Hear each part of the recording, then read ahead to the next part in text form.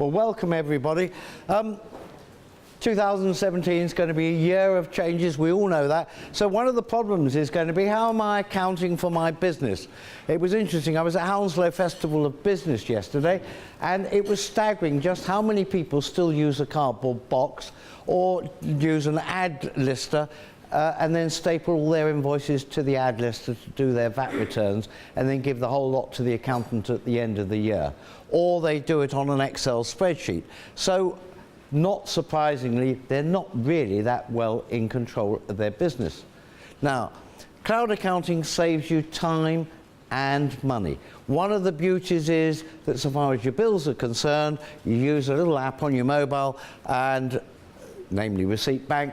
It photographs the bills and dumps them in your accounting package. And then they go into your package, Free Agent, Xero, QuickBooks, etc. You'll notice Sage isn't up there.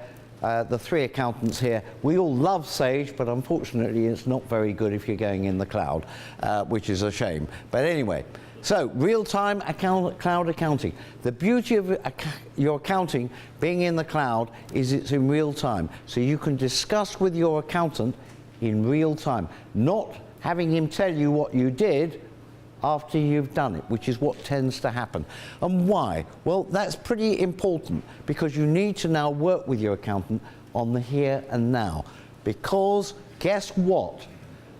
You may have read the papers on Sunday where there is a suggestion that the quarterly tax returns won't happen or will be deferred. I actually rang HMRC R&D this week whilst I was putting this together for Richard and said, what is happening? And they said, so far as we are concerned, come April 2018, quarterly tax returns will happen. That therefore means that you are going to have to effectively prepare annual statutory accounts every 3 months. Just think of that in terms of what you've got to do. But that's the easy bit. Far worse, just stop and think about it. You are now going to have to pay it, like your VAT and your PAYE, quarterly. So let's say your year ends 31st of March. You're going to do in June your first return. You will pay for that in July. You will pay again in October for the next quarter. You will pay in December for the previous year, and you will pay again in January for that quarter. So you are now going to have to think about your cash flow, which historically, you know you've got 8 months, 9 months after the year end to find the money. Not anymore.